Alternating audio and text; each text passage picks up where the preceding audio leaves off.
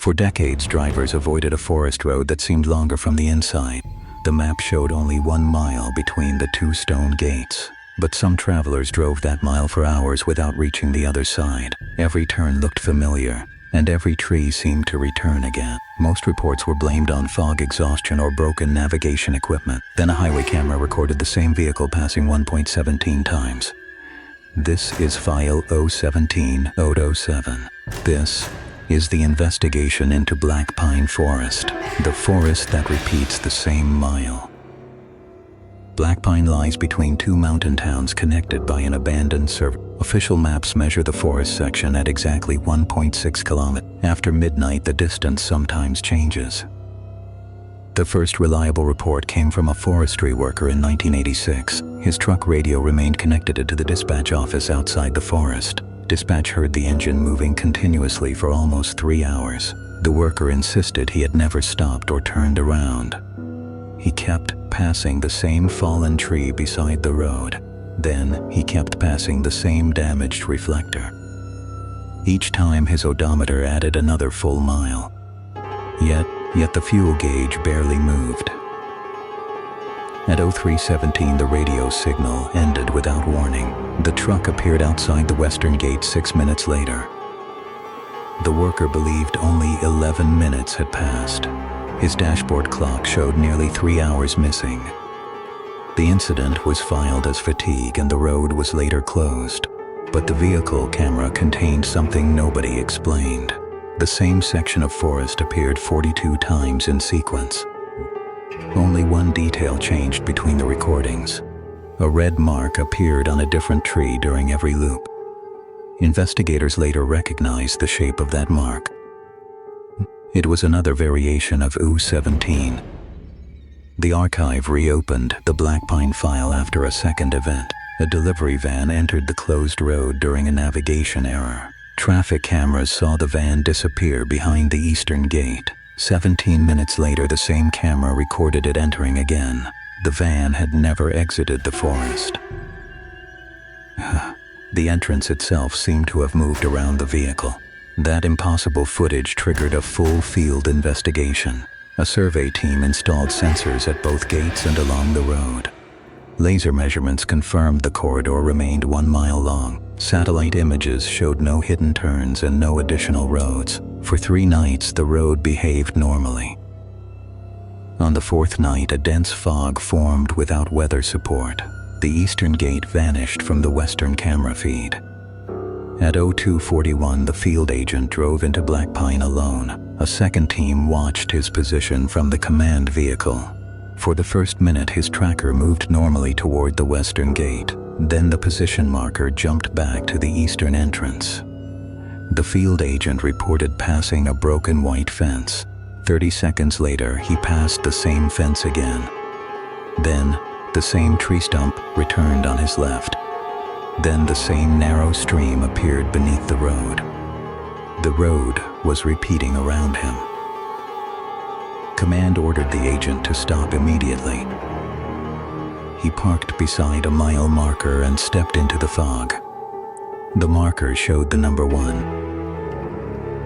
20 meters ahead, another marker showed the same number. Beyond that stood a third identical marker. The forest was copying objects along the road.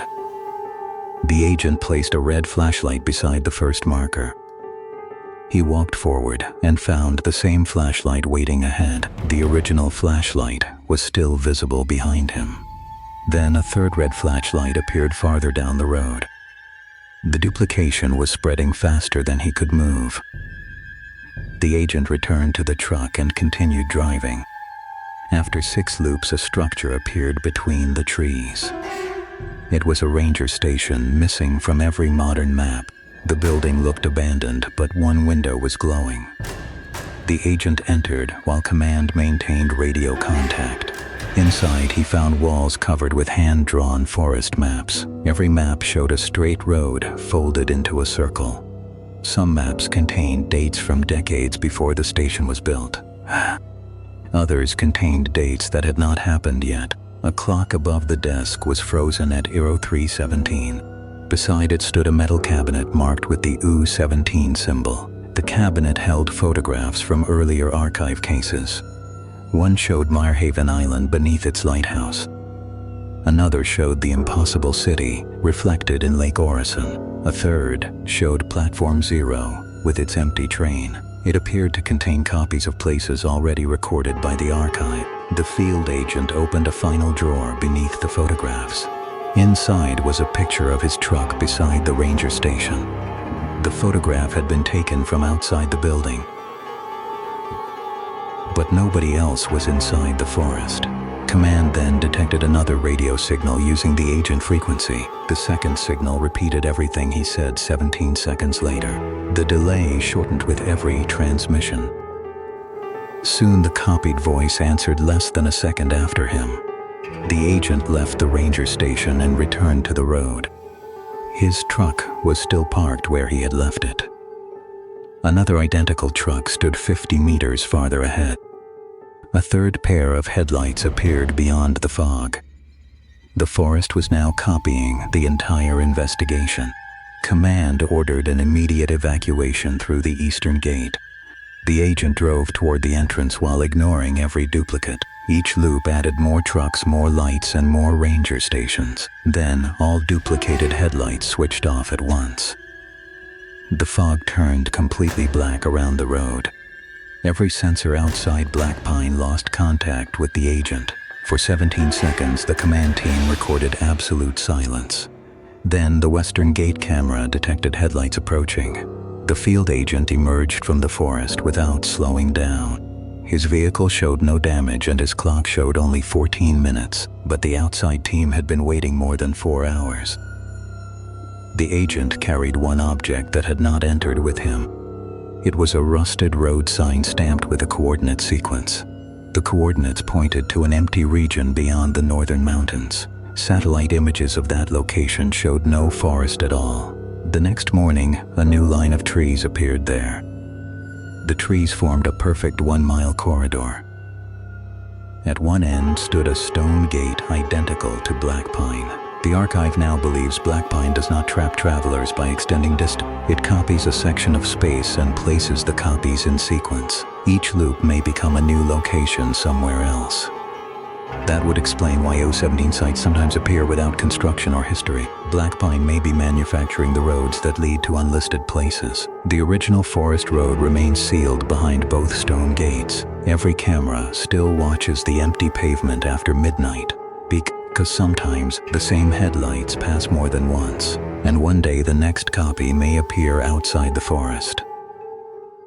For centuries, sailors whispered about an island that should not exist. The stories always began with fog and ended with disappearance. Every witness described the same black cliffs and the same white lighthouse, but no map could keep the island in one place. It appeared once and then vanished for 17 years. Then it returned somewhere else across the ocean. No storm brought it, and no tide could explain it. This is File U-17-003. This is the investigation into Mirehaven Island, the island that moves every 17 years. Your first modern clue came from a research vessel in the Atlantic. The ship was found drifting with its engines still alive. Every cabin was empty, and every life jacket remained untouched. On the bridge, investigators found a wet navigation chart. A red circle marked coordinates far from any shipping route. Inside the circle, someone had written one word: Mirehaven. Mire. Satellite control reviewed the same coordinates from that night. One captured frame showed a dark island in open water. At the center stood a lone lighthouse facing the sea. The next satellite pass showed only empty ocean. There was no cloud cover and no technical failure. The island had simply stopped being there. The case was buried in restricted storage and quietly forgotten. 17 years later, a cargo pilot saw the island again. This time, it appeared in the South Pacific. The cliffs matched the older images stone for stone.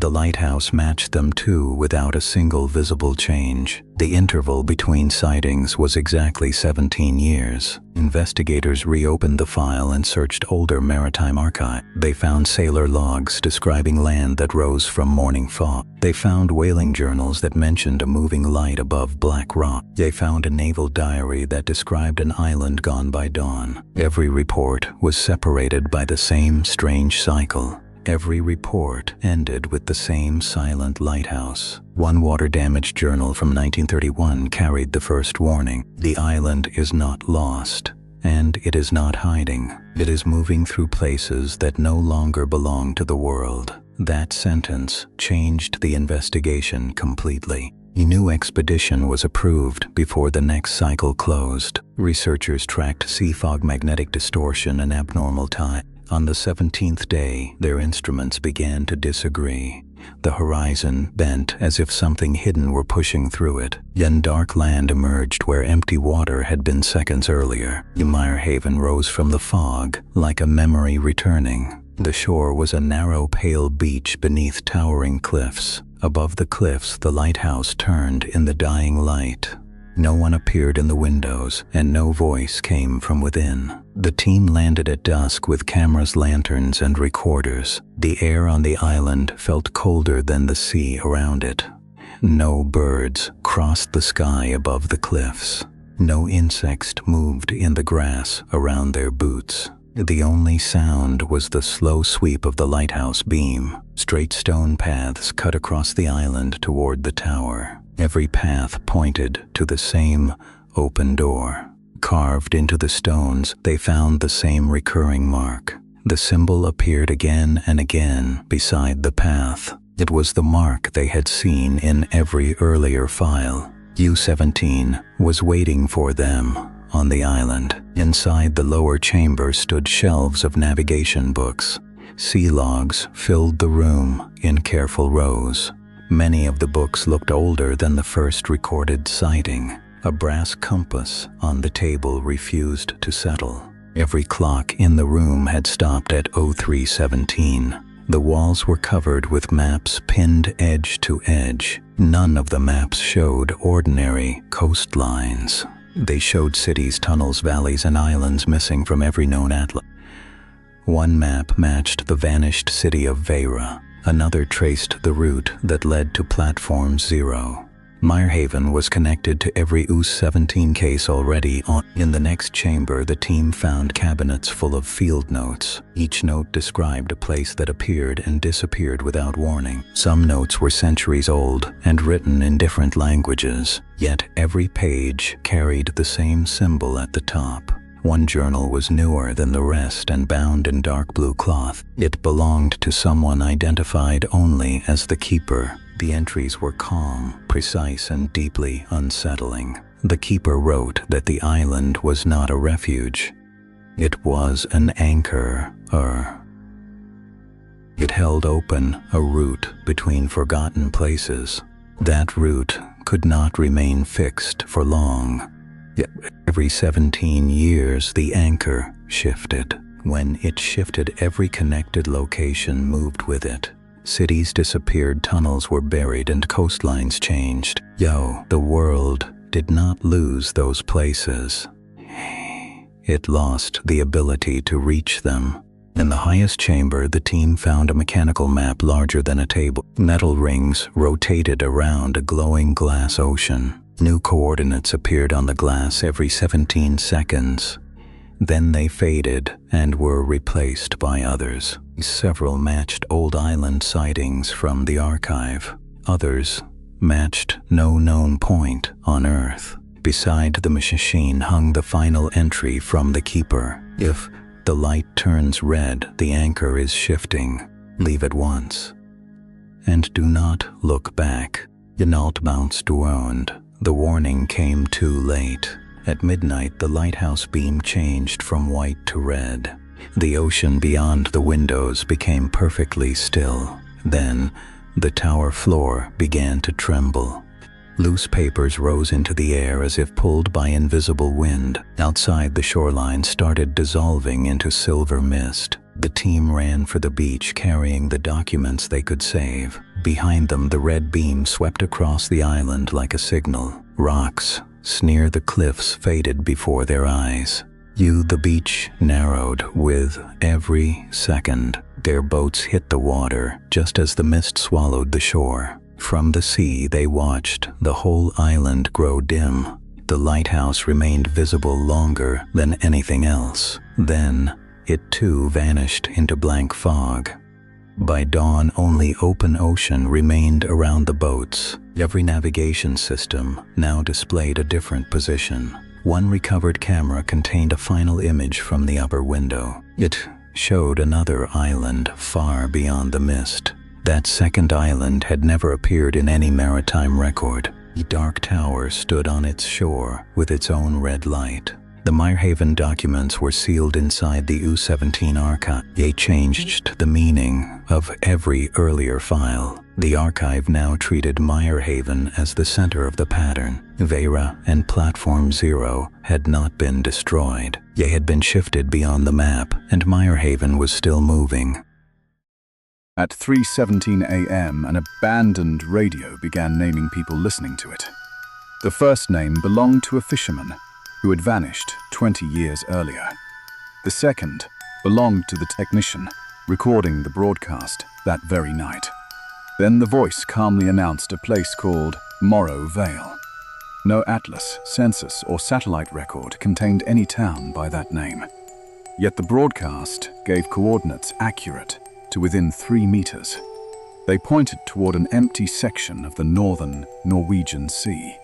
6 months later, our survey aircraft found streetlights beneath the fog. The radio spoke again before anyone aboard touched the receiver. 3 will enter Morro Vale, it said. 2 will return. The recording you are about to hear was recovered from the third person, according to every official record. That third person never existed. The story began in November 1987 inside a coastal monitoring station. Its operator, Elias Venn, tracked weather traffic for passing cargo ships. Shortly after midnight, every channel fell silent at exactly the same moment. Venn described the silence as pressure, not the absence of sound. At 3:17, a woman's voice emerged beneath a low mechanical pulse. She read tomorrow's weather for streets Venn had never heard of. Lantern Avenue would flood. North Pier would close before sunrise. Children were advised to remain indoors until the bells stopped ringing. The transmission ended with a phrase repeated exactly 17 times. Morro Vale remembers everyone who has forgotten Morro Vale. Venn copied the recording and reported it to his regional supervisor. By noon, 2 unidentified officials had removed every tape except one. Venn concealed the surviving cassette inside the station's emergency beacon. He marked it with a circle crossed by a diagonal line. Beneath the symbol, he added the number 17 in red ink. 3 days later, Elias Venn disappeared during a routine walk home.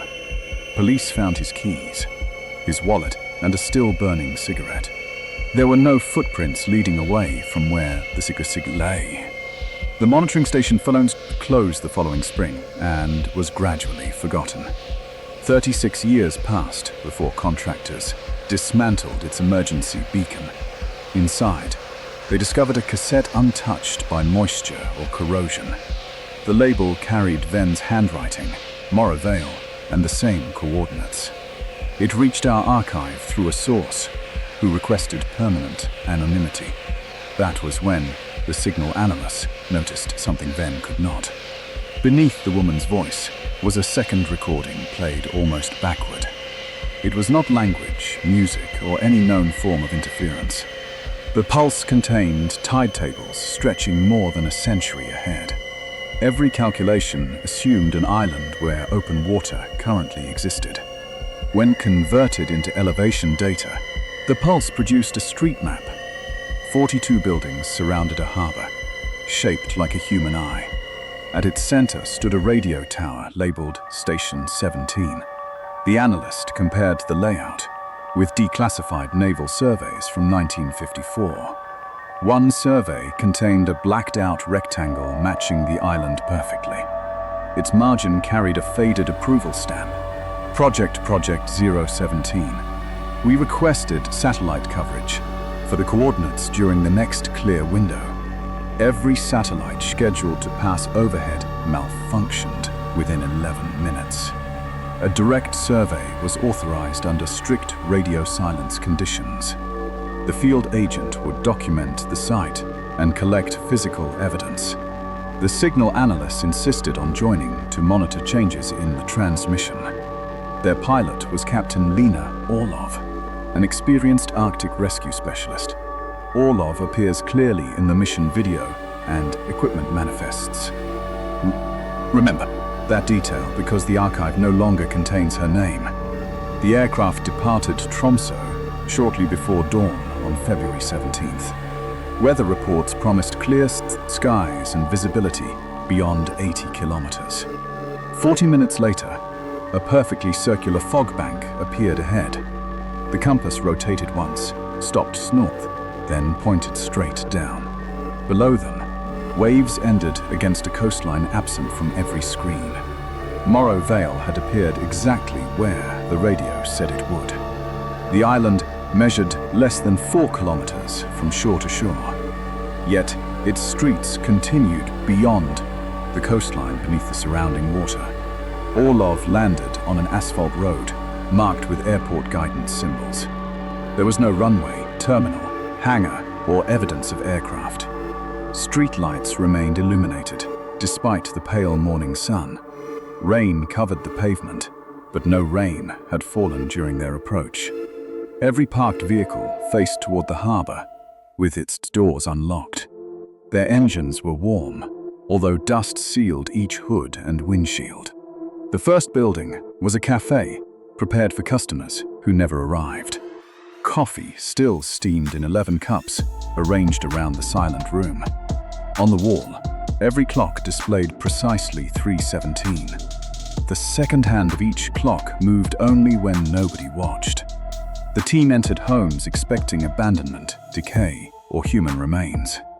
Instead, every room appeared occupied only moments before their arrival. Baths were warm, televisions glowed, kettles trembled on cold stoves.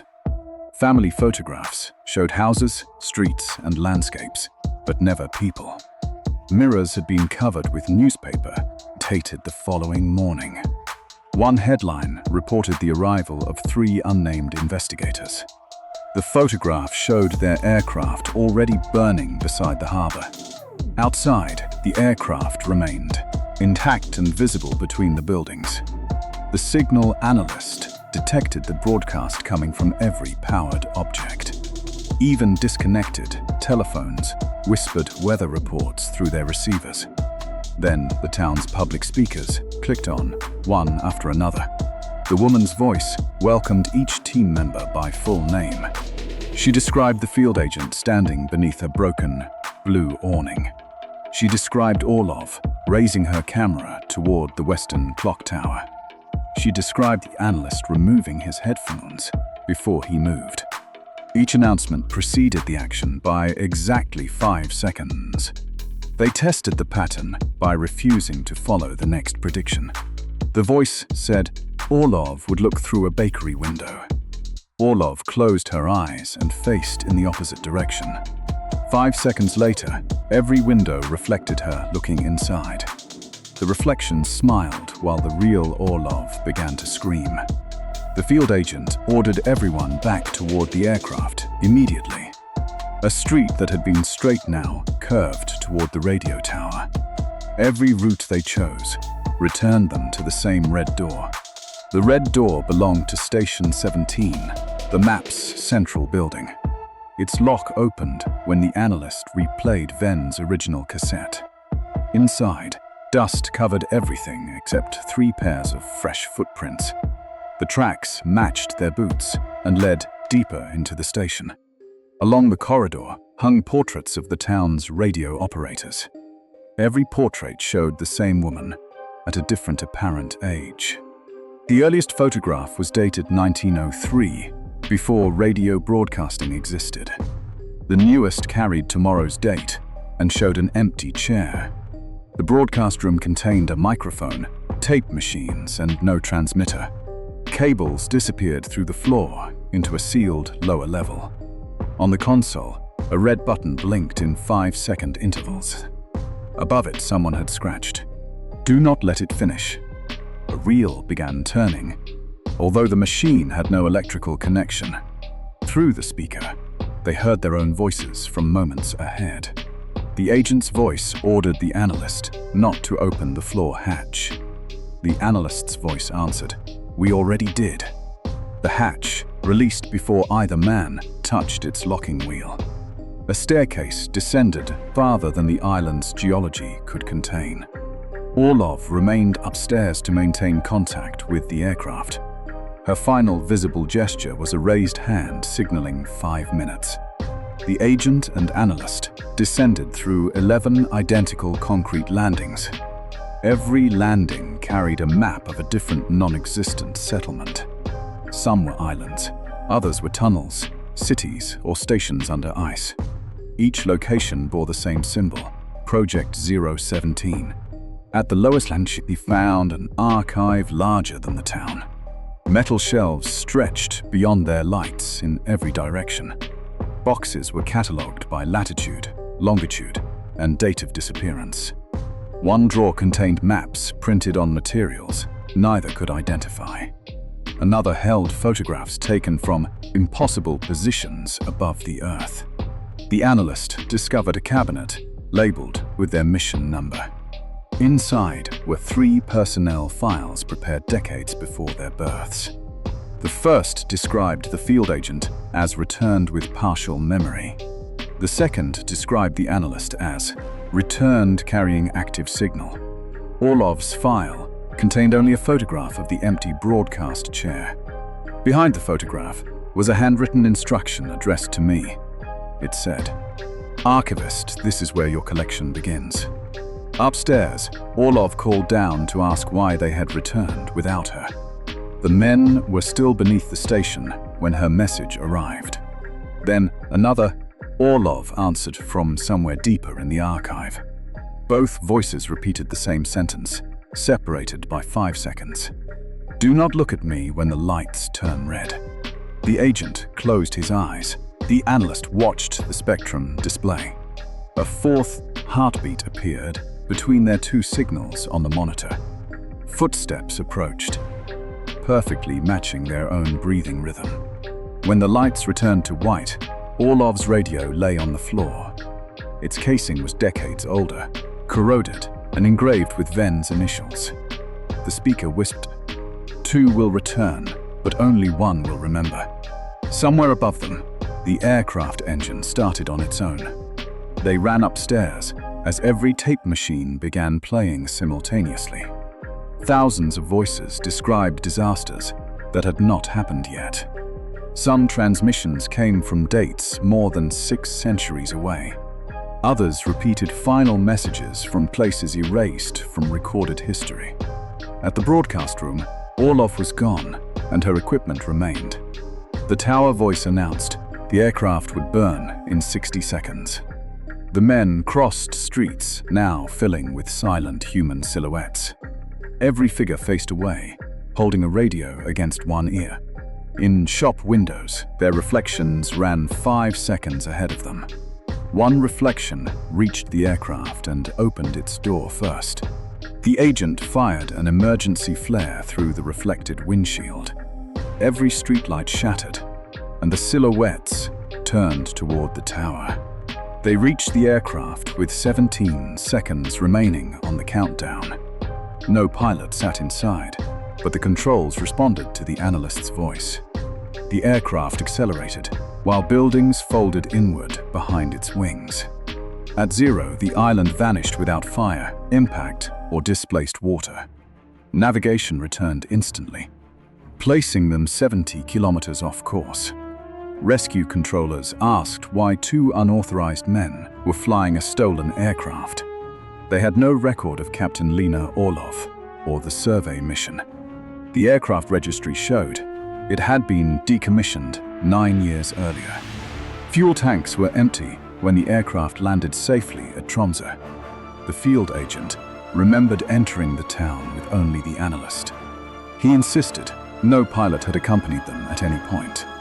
The analyst remembered Orlov, but could no longer describe her face. Their cameras contained 11 minutes of corrupted footage and one clear frame. It showed 3 figures standing out Station 17's red door. The third figure had no face, shadow, or reflection in nearby glass. In its hand was the cassette hidden by Elias Venn in 1987. The cassette now contains 15 minutes absent from Venn's original recording. Those minutes document the team's arrival before the mission was authorized. The final voice on the tape is neither Venn's nor Orlov's. It belongs to me, although I have never visited Morro Vale. My recorded voice lists 17 locations missing from every modern map. The first was Morro Vale. 16 files remain unopened. If your radio speaks at 3:17, do not answer its questions. It is not searching for a place. It is searching for you. At 03:17 every month, a train stops at a station that does not exist. No city map shows it. No transit plan names it. And no passenger who enters it is ever recorded.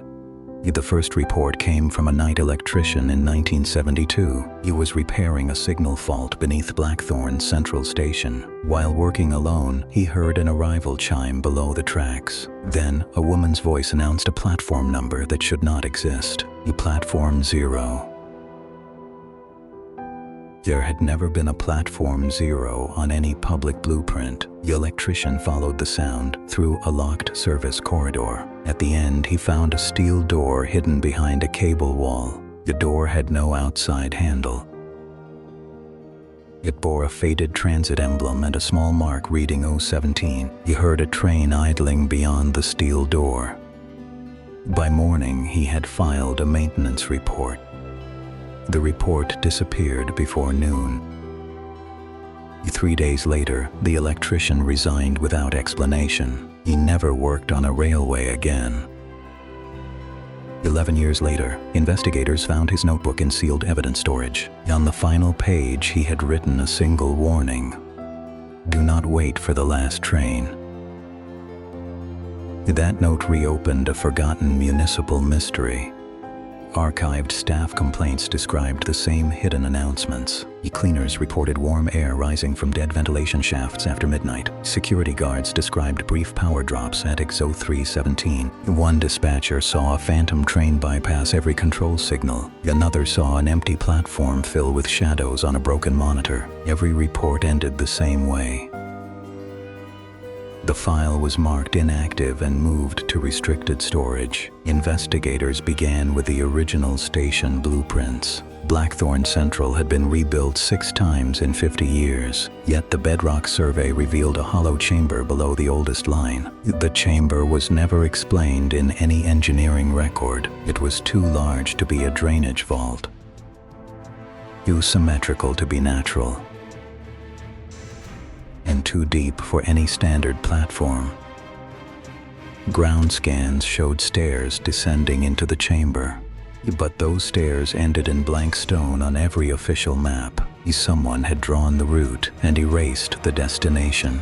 To verify the anomaly, an inspection team entered the corridor at 02:41 a.m. They carried cameras, portable lights, and a reel-to-reel recorder. The steel door still stood behind the cable wall. This time, it was unlocked. Beyond it was a concrete stairwell spiraling into cold air. The deeper they went, the cleaner the walls became. Dust vanished. Rust vanished. And old maintenance markings gave way to polished black tile. At the bottom, they reached a platform lit by dim amber lamps. The station was enormous.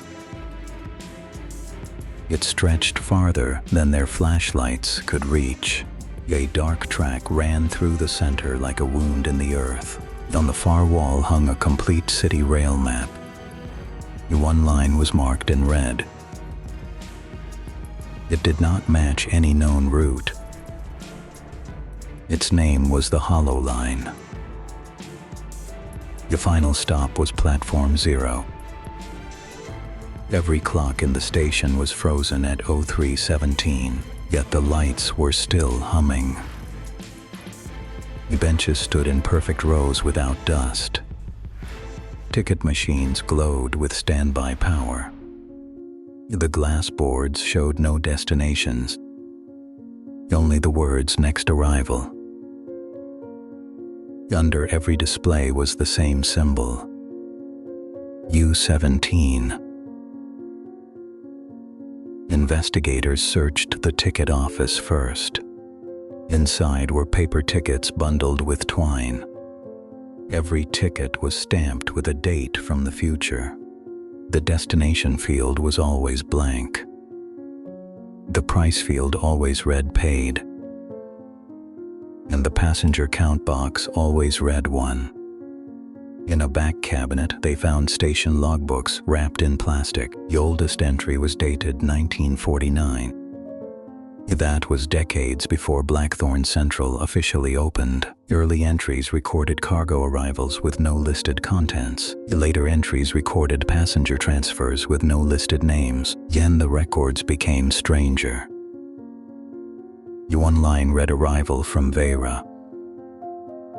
Another read relocation approved by 017. A third simply said memory retained in transit. Investigators photographed every page. Before they could leave, the platform speakers clicked on. A calm female voice filled the station. The final inbound service approaching Platform 0. Please remain behind the yellow line. There was no operator in the booth. No active control signal on their equipment. And no vibration on the rails. Then wind rushed through the tunnel. A pale light appeared in the darkness. The train emerged without sound. It glided to a stop in front of them. The exterior looked older than the city above. Black enamel reflected the amber lights like wet stone. None of the carriage windows were clear. Each one was clouded from the inside. The doors opened by themselves. Warm air rolled onto the platform. Every seat inside the train was empty. But the floor was damp with fresh footprints. One investigator saw words carved into a window. "We are still arriving." The team tried to radio the surface. No signal left the station. A second announcement began immediately. Transfer available for all unlisted locations. Doors closing in 10 seconds. One camera operator stepped backward across the train threshold. The doors shut before anyone could pull him back. The carriage lights turned blue. The train pulled away without sound. It vanished into darkness in less than 3 seconds. Search crews reached the stairwell at dawn. They reported no station below. Only a sealed shaft of black stone. On the recovered tape, the missing operator whispered one final message. "This train moves places, not people."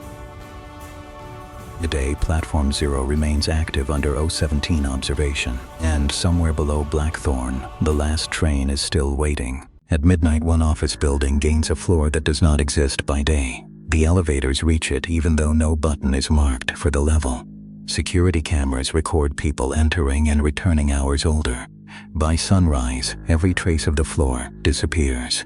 This is File U17005. This is the investigation into the 13th floor of Halcyon Tower. Halcyon Tower opened in 1986 with 42 registered floors. Its blueprints were ordinary, and its inspection records were complete. For years, nothing about the building attracted attention. Then a night cleaner reported an elevator stopping above the top floor. The display showed a number that should not have existed: 43.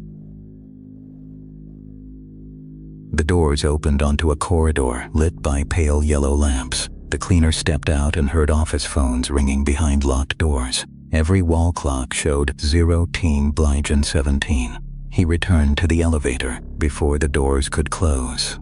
When he reached the lobby, the sunrise had already begun. His watch showed that only 6 minutes had passed. The building records showed that he had been missing for 9 hours. Management dismissed the report as exhaustion, but the elevator maintenance logs recorded an impossible stop. The system had traveled to a floor above its physical limit. Engineers searched the shaft and found no hidden extension. The roof machinery sat exactly where the plan said it should. There was no room for another floor. 3 months later, a security guard reported the same event. At 037, the elevator stopped responding to lobby controls. One car rose past floor 42 without receiving a command. The guard watched the display change to 43. Then, every security monitor filled with static. When the picture returned, the elevator doors were open upstairs. A camera showed a corridor that did not match any known part of the tower. The walls were covered with dark wood and old brass signs. Figures moved behind frosted office glass. None of them appeared on the employee registry. The guard printed a single frame before the footage vanished. In the corner of the image was a small circular mark, E17. That symbol moved the case into restricted review. Investigators arrived during the next predicted window. They placed sensors inside all 6 elevator cars. They also installed independent cameras inside the shaft. At 03116, every instrument was functioning normally. 1 minute later, the building power dipped for 2 seconds. Elevator 4 began rising without a passenger command. Its position passed the top registered floor. The shaft camera showed only concrete and cables. Yet the elevator continued climbing through empty space. The display changed from 42 to 43. The doors opened onto the impossible corridor. 2 investigators had entered, while the others remained below. The air smelled of dust paper and warm electrical wiring. The corridor stretched farther than the tower could physically contain. Doors lined both sides with brass number plates. Every plate carried dates instead of office names. Some dates belonged to the future. Others matched days when people had disappeared from the building. The first unlocked office contained rows of empty desks. Computers glowed with screens showing employee records. The names belonged to workers from different decades. Some had died before Halcyon Tower was built. Others had not yet been born. Each record included an arrival time of 03:17. The next office contained stacks of personal belongings. There were watches, keys, photographs, and employee badges. Every item belonged to someone once reported missing. A cassette recorder on the desk was still running. The tape contained voices reading dates and names. One voice belonged to the cleaner from the first report. He had never recorded that message. The investigators continued deeper into the floor. The corridor changed slightly every time they looked back. Doors moved and intersections appeared where walls had been. Their radios received only fragments of office conversations. Some voices discussed events that had not happened yet. Others repeated the investigators' own words seconds before they spoke. At the center of the floor, they found a large conference room. A table inside held 43 folders arranged in a circle. Each folder corresponded to one floor of Halcyon Tower. The first 42 folders contained ordinary building records. The final folder was marked 017. Inside were blueprints of locations from earlier investigations. One page showed the lighthouse on Meyerhaven Island. Another showed Platform 0 beneath Blackthorn. A third showed the road that led back to yesterday. Halcyon Tower was connected to every anomaly already discovered. The final blueprint showed the tower as a vertical map. Each floor represented a different moment rather than a place. Floor 43 existed between recorded time periods. It collected people who entered at the wrong moment. A handwritten note explained the purpose of the building. The tower does not contain the extra floor. The extra floor contains the tower. A second note listed arrivals that had not happened yet. One of those entries carried the investigator's own name. Before the team could copy the note, the lights turned red. Every office phone began ringing at once. The clocks changed from 03:17 to 03:18. The impossible floor started collapsing into darkness. Doors opened and shadowed figures stepped into the corridor. The investigators ran back toward the elevator. Behind them, the walls stretched and folded like paper. The elevator doors began closing before they reached the car. One investigator forced the doors apart with a metal case. Both entered as the corridor vanished behind them. The elevator descended without showing any floor numbers. When the doors reopened, the lobby was filled with daylight. Only 11 minutes had passed for the team. Outside the tower, 3 full days had gone by. The recovered cameras contained no usable footage, but one audio file survived the descent. A voice from the corridor whispered a final warning. The next floor will not appear above you. It will appear inside the building you are already in. Halcyon Tower was closed for structural inspection. No fault was ever found in the elevators or the shaft. The building reopened under continuous 017 monitoring. Officially, it still contains only 42 floors. But every night at 03:17, one elevator rises beyond the roof, and somewhere above the city, the missing floor is still collecting names. At the edge of the northern desert, there is a road that appears only after sunset. No highway map includes it, and no road authority admits building it. Drivers who enter the road describe the same impossible destination. They arrive in a town that vanished from history 50 years ago. This is file 017004. This is the investigation into the road that leads back to yesterday. The first modern report came from a truck driver in 2006. He was crossing the desert after midnight during a navigation failure. His radio lost every station at exactly 11:43 p.m. A new road appeared on the right side of the highway. The road was narrow and lined with old wooden telephone poles. A rusted sign pointed toward a town named Bellwether. The driver followed the road, believing it would lead to fuel. Instead, he found a town glowing beneath yellow streetlights. The buildings looked untouched since the 1970s. Cars were parked along the street, but none had drivers. Store windows displayed products no longer manufactured. A cinema marquee advertised a film released in 1974. The driver entered a diner and found coffee still steaming.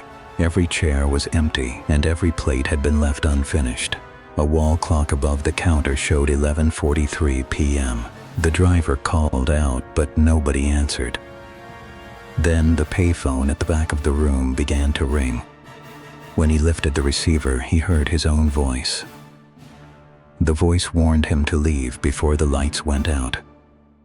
He returned to his truck and drove back toward the highway. The road disappeared behind him before he reached the main route. By sunrise, he could not find the turnoff again. His dashboard clock was 17 minutes slow. Investigators dismissed the report as exhaustion and confusion, but similar accounts were already buried in regional archives. A family in 1989 described the same wooden telephone poles. A police officer in 1972 reported the same rusted sign. A survey crew in 1955 recorded a road where no road existed. Every witness described Bellwether in the same frozen condition. Every witness reported the same time on every clock. The official history of Bellwether ended in 1974. Records claimed a chemical fire forced the town to be abandoned. but no fire report could be found in any public archive. Aerial photographs from that year showed the town one day. The next series showed only bare desert. No ruins remained and no roads led to the location. The entire town had vanished between photographs. The case was transferred to a restricted division under U-17 review. A field team was sent to the desert during the next reported cycle. They equipped 2 vehicles with cameras, radios, and tracking beacons. At 11:43 p.m., every radio channel went silent. A line of wooden telephone poles appeared beside the highway. Then a narrow road formed beneath the headlights. The team turned onto it and lost contact with the outside world. The desert beyond the windows became darker than the night sky. Their compasses rotated without stopping. The tracking beacons reported 2 locations at once. After 7 minutes, the lights of Bellwether appeared ahead. The town looked exactly like the archive photographs from 1974. The same newspaper rested outside the same grocery store. Its front page carried the date October 17, 1974. No wind moved the paper and no dust covered the street. The investigators entered the town hall first. Inside, they found desks covered with unfinished documents. A meeting agenda mentioned emergency relocation orders. The final page carried a red U-17 stamp. A map on the wall marked several locations from earlier files. Vera was circled beneath the Atlantic. Platform 0 was marked below Blackthorn. Mirehaven was drawn in 3 different oceans. Bellwether was connected to all of them by a single red line. The line ended at a symbol labeled Transfer Point 4. The team moved toward the old municipal power station. Every streetlight grew brighter as they approached it. Inside, the station machines were running without fuel. A row of monitors showed streets from the town in real time, but several screens showed the investigators arriving hours earlier. One screen showed them leaving the town the next morning. Another showed one vehicle returning without anyone inside. The timestamps on the screens moved backward instead of forward. A technician opened the main control cabinet. Behind the wiring was a circular mechanism marked U-17. The mechanism rotated once every 17 seconds. With each rotation, the town lights flickered. The team realized Bellwether was not frozen in time. It was repeating the final 17 minutes before disappearance. Every empty cup and unfinished meal returned to its earlier position. Every clock returned to 11:43 p.m. The loop was preparing to restart again. A recorded message began playing through the town speakers. Residents were ordered to gather at Transfer Point 4. The voice described the event as an emergency relocation. Then, silhouettes appeared at the ends of the streets. They moved slowly toward the center of town. The figures wore clothing from 1974. None of them reacted to the investigation team. They walked through doors and walls as if following an older path. The team followed them beneath the power station. A hidden stairwell led into a circular, underground chamber. At its center stood a metal doorway filled with pale light. The missing residents gathered silently around it. One by one, they stepped through and disappeared. The doorway displayed coordinates instead of a destination name. Those coordinates matched Mirehaven Island during its last appearance. Bellwether had not been destroyed or abandoned. The entire population had been transferred somewhere else. The town remained as a repeating record of the event. The mechanism began rotating faster as the final minute approached. Every light in Bellwether turned red. The underground doorway started widening beyond its metal frame. The investigators ran back toward their vehicles. Behind them, the town filled with the sound of ringing telephones. Every payphone carried the same warning in the driver's voice. Leave before the lights go out. The team reached the road as the town began fading behind them. Their second vehicle lost power near the last telephone pole. The first vehicle returned to the highway alone. 17 minutes later, the missing vehicle appeared beside it. Its doors were open and every seat was empty.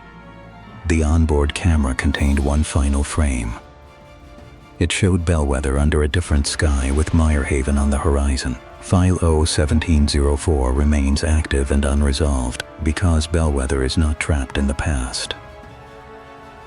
It is waiting at the next transfer point. At night, a remote mountain lake reflects a city that does not exist. There are towers in the water where the shoreline holds only trees. There are streetlights beneath the surface where no road has ever been built, and every window in that reflected city is glowing. The first photograph was dismissed as a double exposure. The second photograph was taken 17 years later. It showed the same impossible skyline in exactly the same place. This is File 017-006. This is the investigation into Lake Orison, the lake whose reflection belongs to somewhere else. No major road reaches the water and no town stands nearby. During certain nights, the surface becomes perfectly still. That is when the other skyline appears. The earliest known report came from a survey crew in 1968. They camped near the eastern shore while mapping the valley. Shortly after midnight, one surveyor noticed lights across the water. He assumed another crew had arrived on the opposite shore. Then he realized the lights were coming from below the horizon. The lake was reflecting buildings that were not standing above it. His camera captured 12 towers and hundreds of illuminated windows. There was nothing in front of them that could create the reflection. Their official report described the event as an optical anomaly, but one photograph was quietly removed from the public archive. On the back, someone had written a familiar symbol. 017. The file remained closed until the lake produced the skyline again. The second event happened exactly 17 years later. A forestry aircraft passed over Orison shortly after midnight. The pilot reported a grid of lights visible across the lake. From the air, the lights formed streets, blocks, and intersections. Photographs confirmed the same skyline recorded in 1968. Even individual towers occupied the same reflected positions. The reflection had not aged by a single day. That detail turned a strange lake into an active U-17 case. A field team reached Orison before the next predicted appearance. They installed cameras, sonar arrays, and weather instruments around the shore. On the seventh night, the wind suddenly disappeared. The temperature above the lake dropped without warning. Every ripple flattened until the surface looked like black glass. At 0370, the first light appeared in the water. Then, another window illuminated beside it. Within seconds, an entire city emerged across the reflection. The team could see towers, roads, bridges, and moving lights, but when they looked directly across the lake, they saw only darkness. The city existed in the reflection and nowhere else. Sonar found no structures beneath the lake. Radio scans detected no normal communication traffic, yet one frequency carried a weak repeating signal. The signal sounded like distant traffic mixed with a human announcement. The audio was cleaned and slowed inside the mobile laboratory. One phrase became clear enough to recognize: "Do not look behind the water." The team assumed the message referred to the reflection. Then one camera recorded something the observers had missed. A figure was standing inside one of the reflected windows. The figure appeared only in the water. No person stood anywhere above that position. Some seemed to watch the lake from inside the impossible city. Others moved through rooms that had no physical counterpart. The investigators began mapping the reflected streets. One avenue ended at a circular plaza marked by a dark symbol. The shape matched the archive emblem exactly. S-17 had been built into the reflected city. The discovery suggested the city was not a random illusion. It was connected to the same network as Vera Meyerhaven and Platform Zero. One road carried the same curve as the road from File 04. Another building matched the hidden floor from File 005. The city seemed to contain pieces of earlier locations. It looked less like a city and more like an archive made physical. At 042, the reflected traffic suddenly stopped. Every moving light froze at the same moment. The silhouettes vanished from the windows. Then every reflected clock visible to the cameras changed to 0317. Sonar still showed nothing beneath the team. But the reflected city started moving closer.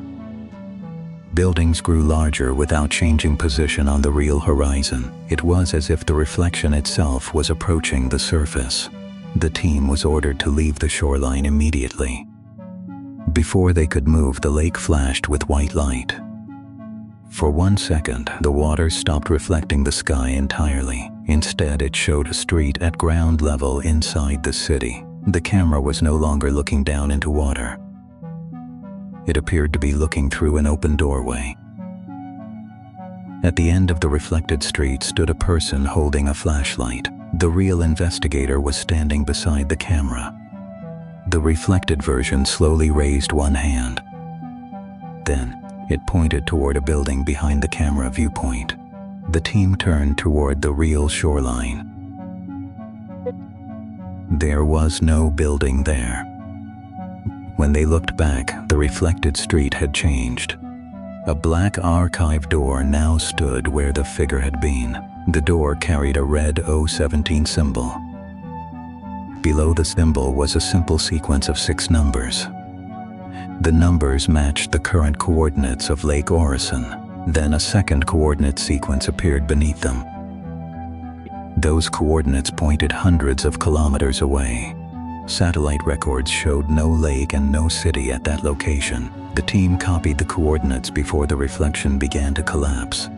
Streetlights went dark 1 block at a time. Towers disappeared from the highest floors downward. The black door remained visible after everything else was gone. At exactly 0417, the door finally vanished. Wind returned across the valley almost immediately. The lake became ordinary water again. All cameras showed the same final frame. A single red light beneath an empty surface. The recovered coordinates were transferred into the U-17 archive. 3 days later, satellite imagery of the new location changed. A lake had appeared where dry land had been recorded before.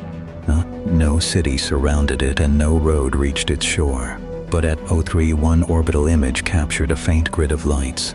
Investigators now believe Lake Orison is not reflecting another place. It may be showing where unlisted places are stored between appearances.